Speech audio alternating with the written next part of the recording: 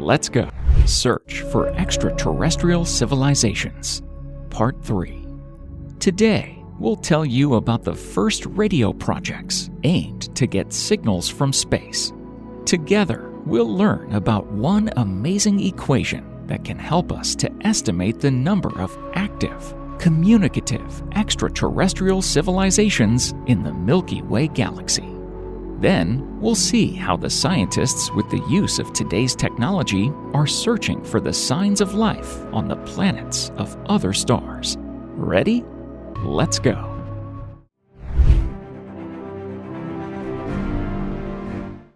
Don't forget to hit the like and subscribe buttons if you want to see another video from this series.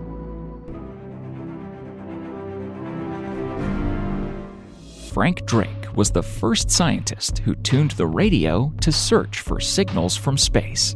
It happened during the project Ozma. The scientist used a 26-meter radio telescope to examine the stars Tau Ceti and Epsilon Eridani near the 1,420 MHz marker frequency. Both stars are among the closest to the Sun. At that time, many scientists suggested that they can have habitable planets nearby. The obtained information was stored on a tape for further analysis. During the 4 months of the experiment, 150 hours of recording was received. However, during the analysis, the researchers didn't find any recognizable signal. The only strange signal was recorded on April 8, 1960, but later it was determined to be caused by a passing plane. Anyway, Ozma was the first real project that was searching for extraterrestrial radio signals.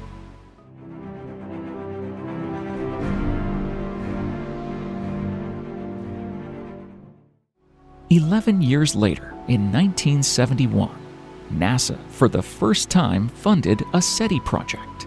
In the final report, the team of the study suggested the construction of an Earth-based radio telescope array with 1,500 dishes, known as Project Cyclops.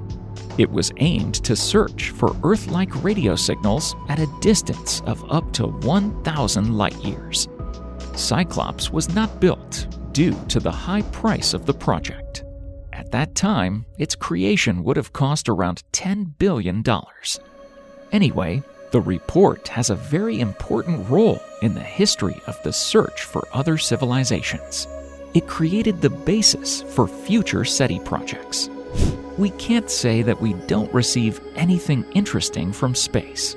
Sometimes we do get some strange signals, but we still cannot understand their structure. Most of them resemble the signals with which the military listens to near-Earth space. All countries have a missile defense system, and it constantly monitors the passage of satellites.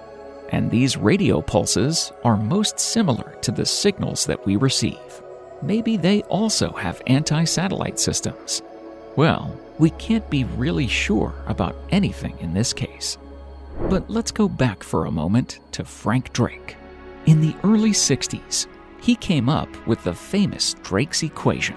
Although, it's worth noting that the idea of it was formulated in Caccioni's and Philip Morrison's article published by the Nature magazine back in 1959. Anyway, what is this equation about?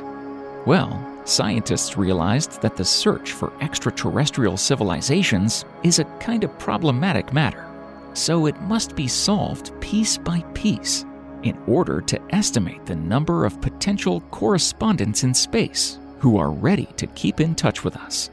An astronomer can tell how many stars there are approximately in the galaxy.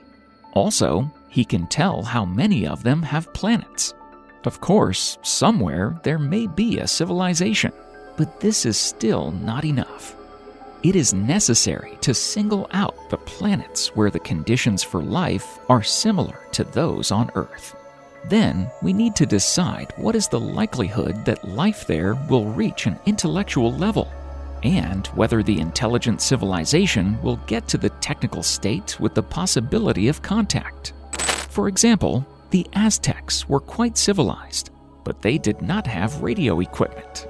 And well, the most important thing is whether civilization wants to make contact. And finally, we should consider the ratio of the two existence duration of a technically advanced civilization to the age of the galaxy. Wait, what? Well, take our civilization as an example. At the beginning of the 20th century, we invented the radio. By the middle of the 20th century, radio technology had become sufficiently developed to support interstellar communication. But in the same years, atomic and thermonuclear weapons appeared, which could actually destroy our civilization. And the question is, how long does the period last when civilization